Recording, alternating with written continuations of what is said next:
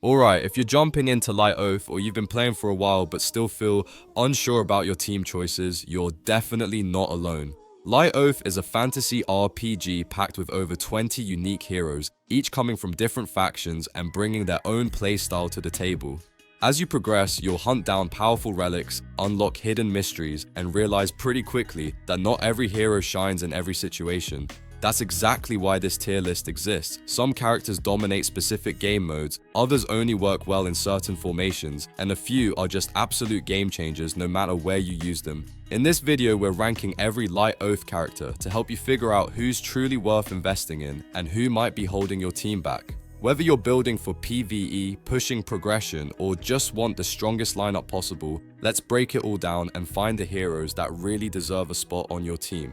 I'm quickly moving on to the video and I'm ranking characters in Light Oath. Before we start, if you enjoy these types of list videos, don't forget to like the video and subscribe. Enjoy watching.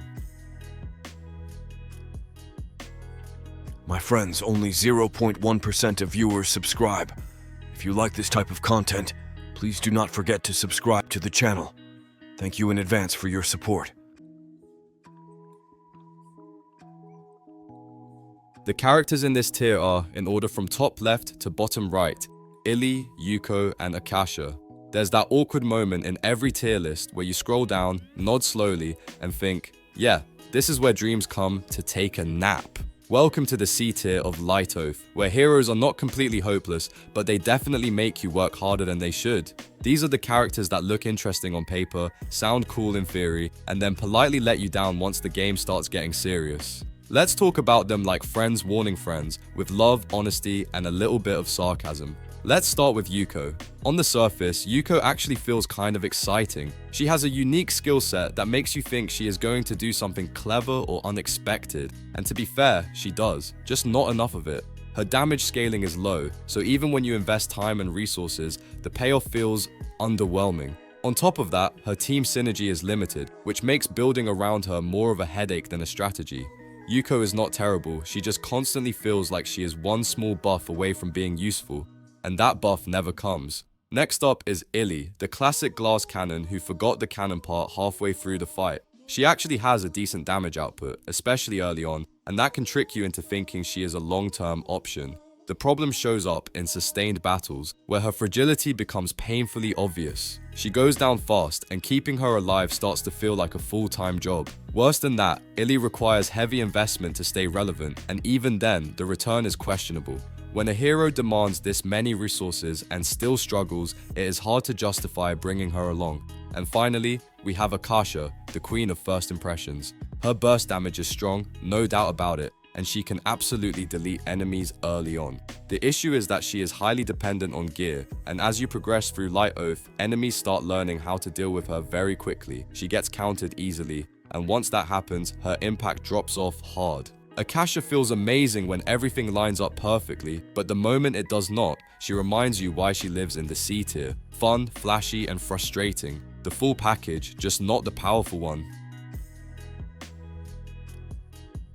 The characters in this tier are, in order from top left to bottom right, Akasha, Alice, Alcide, Daphne, Kalisha, Lynn, Okpara, Panda, Scarly, Tarn, Tracy, and Witch. Kalisha is that reliable teammate who never causes drama, but also never steals the spotlight. She brings solid single target damage to the table and fits comfortably into most team compositions without forcing you to rebuild your entire lineup. That ease of use is honestly her biggest strength. The problem is, once higher rarity carries enter the picture, Kalisha quietly gets pushed to the bench. She does her job well, just not well enough to stay special for long.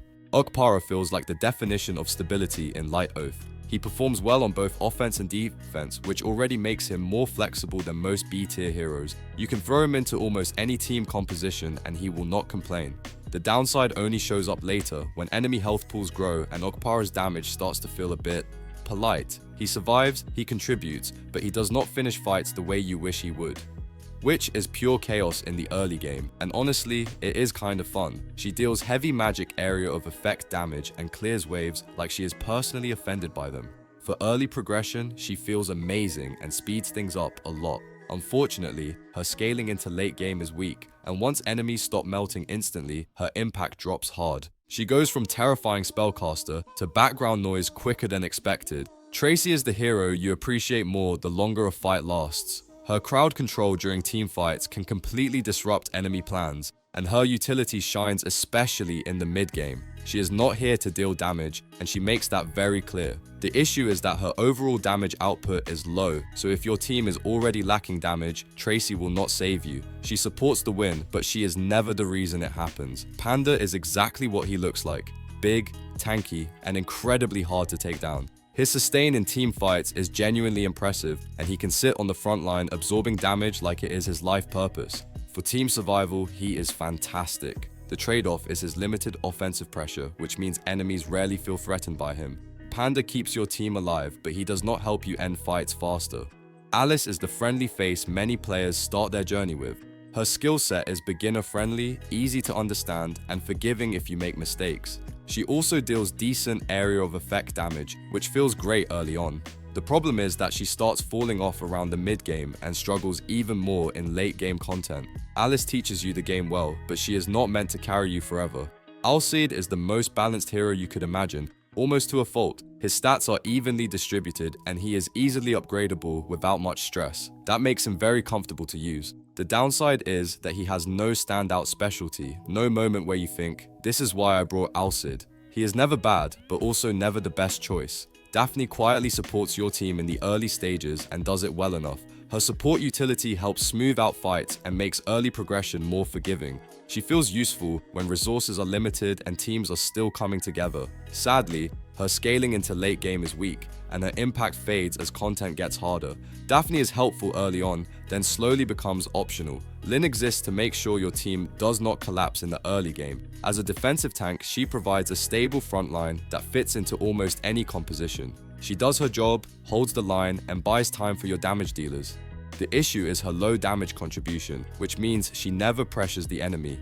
Lynn protects, but she does not threaten. Scarly is one of those heroes that feels amazing in the right situation and disappointing everywhere else. Her debuffs during team fights can be extremely powerful, especially in specific compositions designed around them. When it works, it really works. But her overall impact is inconsistent, and outside of those niche setups, she struggles to justify her slot. High potential, low reliability. Tarn is simple, honest, and straightforward, and sometimes that is enough. He offers consistent damage per second and is very easy to use, making him great for early game progression. You know exactly what you are getting with Tarn, and that clarity is refreshing. However, his late game viability is limited, and eventually his damage just cannot keep up. Tarn is a strong start, not a strong finish. The characters in this tier are, in order from top left to bottom right, Dracula, Gaia, Garuda, Lilith, Maria, Sakura, Saphir, Shyvana, and Helen and Harem. At this point in the tier list, we are firmly in the almost unfair zone. Heroes that feel powerful, reliable, and honestly a little bit comforting to use. A tier in Light Oath is where characters start pulling their weight consistently, without needing excuses or emotional support. These heroes might not completely break the game, but they absolutely make it smoother, safer, and way more enjoyable. Dracula is one of those heroes that somehow fits into almost any team and still feels impactful. His hybrid utility makes him a flexible pick, and his dueling potential is strong enough to win critical fights on his own. The catch is that Dracula really shines when the team around him knows what it is doing. Without proper support, his impact drops noticeably. Treat him well and he will carry his share of the workload with style. Gaia is all about keeping the team alive and stable. She provides defensive utility that adds long-term value, especially in drawn-out encounters where survival matters more than flashy damage. Her sustain-oriented kit makes her incredibly reliable. That said, her burst damage output is on the lower side, so do not expect her to delete enemies instantly. Gaia wins wars, not duels. Garuda feels like the definition of balanced progression. His kit works well from early to mid-game, and his offensive scaling is genuinely impressive for an A-tier hero. He grows stronger at a satisfying pace and rewards consistent upgrades. However, once you reach deep late-game content, he starts falling off just a little compared to top-tier carries. Still strong, just not unstoppable. Helen and Harem are a duo that brings versatility to a whole new level. They can slide into almost any team composition and immediately feel useful thanks to their strong synergy with most setups. Their flexibility makes team building much easier. The downside is that they require real investment to shine in the late game. Without upgrades, they feel good. With upgrades, they feel great. Lilith is pure control, and she knows it. Her crowd control abilities bring massive utility, especially in player versus player scenarios where tempo and disruption decide fights. She performs extremely well when properly built. The problem is that without upgrades, her performance drops noticeably. Lilith is powerful, but she demands commitment. Maria is easily one of the best healer supports in the entire game, and it shows. She provides incredible sustain during long fights, allowing teams to survive situations that would otherwise be impossible. If your strategy involves endurance, Maria is your best friend. Just do not expect her to contribute much damage, because that is not why she is here. Sakura is the definition of consistency. Her damage per second output is steady and reliable, making her great for progression and long-term content. She also has solid synergy with most teams, which makes her easy to slot in. The trade-off is that she is not a strong solo carry. Sakura excels when supported, not when left alone. Shyvana is all about explosive moments. Her high burst damage lets her melt enemies before they even understand what happened, and her scaling with upgrades is excellent. Fully built, she feels terrifying. The risk is that she is vulnerable if focused, and once enemies lock onto her, things can go downhill fast. High risk, high reward, exactly as advertised. Saphir rounds out the A tier with calm reliability. His balanced utility kit makes him a safe and dependable choice, especially during mid-game content. He does what he is supposed to do, consistently and without surprises. The only thing holding him back is his lack of explosive damage in end-game battles. Saphir is dependable, just not flashy.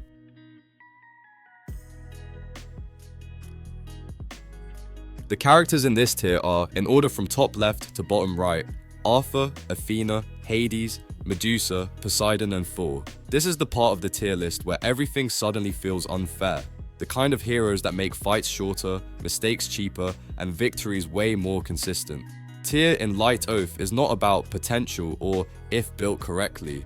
These heroes deliver power right now and scale into absolute monsters later. If you have them, you build around them. If you face them, you feel it immediately. Athena is basically the backbone of winning teams. She provides strong team-wide buffs and protection that make everyone around her better, tankier, and harder to deal with. What really pushes her into S tier is her insane late-game scaling with relics, where she turns from great support into a straight-up game changer. On top of that, her synergy works flawlessly in both player versus environment and player versus player content. Athena does not just support the team, she upgrades it.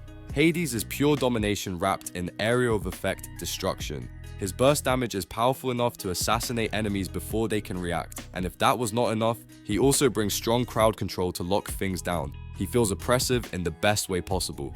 No matter the game mode, Hades performs at an absurdly high level and never really has a weak phase. If Light Oath had a press to delete button, it would probably look like him. Medusa is control done right. Her abilities consistently lock enemies in place, creating perfect windows for maximum damage output. She fits into almost any team composition without friction, which already makes her incredibly valuable. Add her effectiveness in multi-target situations, and you get a hero that never feels wasted. Medusa does not rely on luck or perfect timing. She just works every single fight. Poseidon brings relentless pressure that never lets enemies breathe. His consistent area of effect damage makes him one of the strongest damage per second picks in the game, and what really stands out is how well he performs at every stage. Early game, mid game, late game, it does not matter. Poseidon remains a reliable carry throughout progression and never falls behind the curve. Thor is the nightmare of backlines everywhere. His single target burst damage is brutally effective for assassinating priority targets, and once he starts rolling, fights swing fast. What makes Thor truly S tier is his consistency across all stages of the game, combined with excellent late game scaling. He hits hard early and somehow hits even harder later. Simple, effective, terrifying. Arthur closes out the S tier as the ultimate frontline anchor. He balances offense and defense incredibly well, meaning he is not just a wall, he is a threat. His extreme tankiness makes him one of the most reliable frontliners in Light Oath, capable of soaking damage while still contributing meaningfully. On top of that, he fits into multiple team compositions without feeling out of place. Arthur does not just hold the line, he defines it. The video ends here. See you in another video. Don't forget to subscribe.